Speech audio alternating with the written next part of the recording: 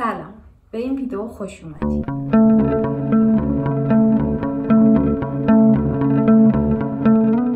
امیدوارم که حالتون خوب باشه و مطالب کانالم براتون مفید باشه.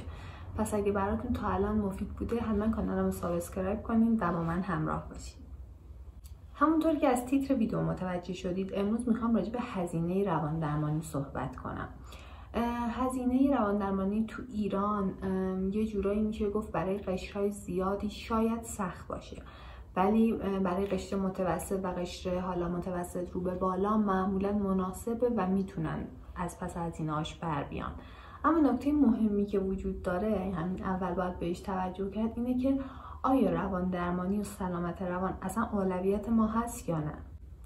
چون خیلی ها میگن هزینه روان درمانی زیاده. حالا من رنج حدودیشو بهتون میگم چون با توجه به رویکرد و سابقه و اینا متفاوته. اما مثلا همون هزینه رو برای وسیله های خونه، برای خرج لباس، خرج مثلا خوراکی ها و تفریح دیگه میکنن. نمیگم اینا اشتباه، اصلا هر آدمی نیاز به تفریح، لباس، مسکن، وسیله خونه و همه اینا داره.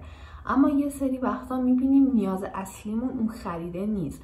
یعنی مثلا ما در طول هر فصلی مثلا 3 یا 4 لباس میخریم، لباسایی از قبلم داریم، اما بازم انگار اون میل به لباس بیشتر ما رو مجبور میکنه که پولمون رو بیشتر برای اون خرج کنیم. یا مثلا در ماه 3 بار کافی شاپ و رستوران میریم، یه هزینه‌ای از ما میبره و آیا حاضریم این هزینه رو کمتر کنیم و به سلامت روان بپردازیم؟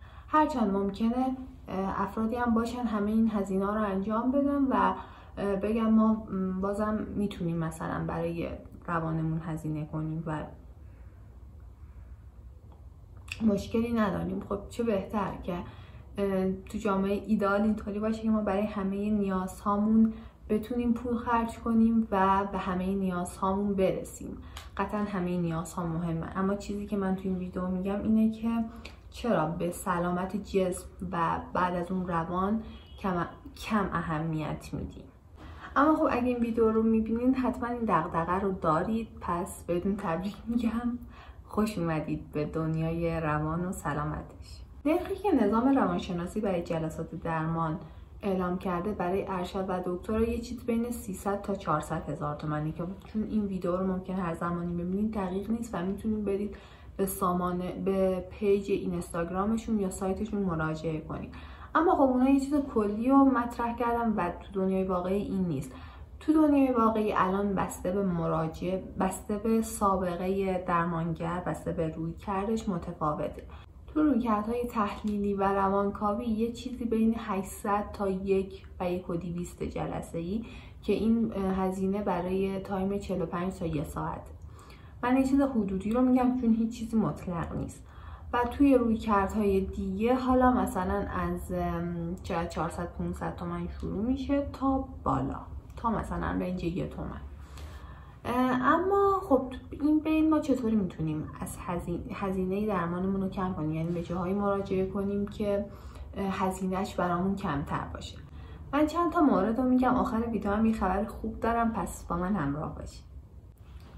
اول اینکه بهزیستی به مردم یه خدماتی به نام یاری برگ میده که به مردم میتونن با هزینه کم این خدمات رو بگیرن.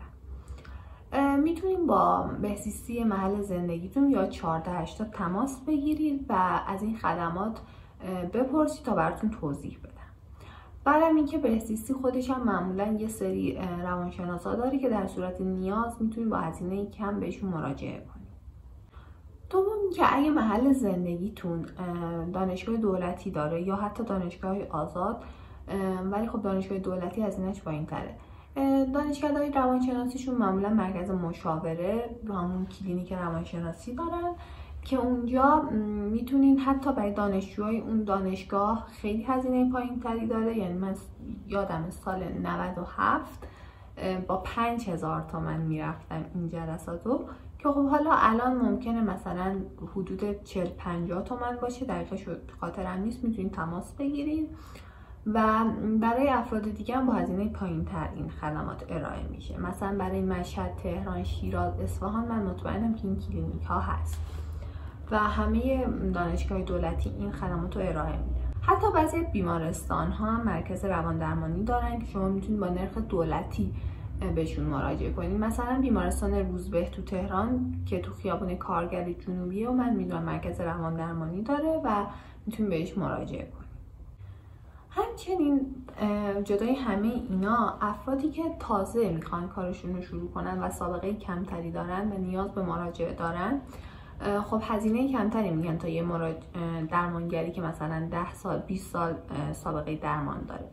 اما باید حواستون باشه همه اینا که گفتم، چه روان درمانگر تازه کار، چه همین کسایی که میخواین جای دولتی پیششون برین، 3 تا ویژگی رو باشون چک کنید که تو این ویدیو توضیح دادم روان درمانگر حرفه‌ای داره چه صلاحیتاییه.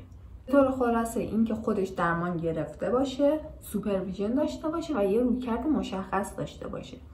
یعنی وقتی ازش سوال میپرسین شما رو نپیچونه به اصطلاح یا مثلا جواب سربالا بده. قشنگ روان درمانگری که حرفه‌ایه اینا رو با صراحت به شما توضیح میده.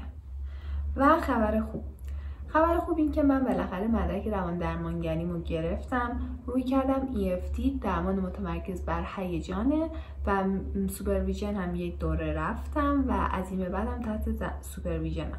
قبل از اون هم 2 سال درمان شخصی گرفتم که همین روی کرد بود و از این به بعدم میخوام درمانم دوباره شروع کنم. پس میخوام بهتون بگم که ویژگی‌های صلاحیت حرفه‌ای رو خودم رعایت میکنم.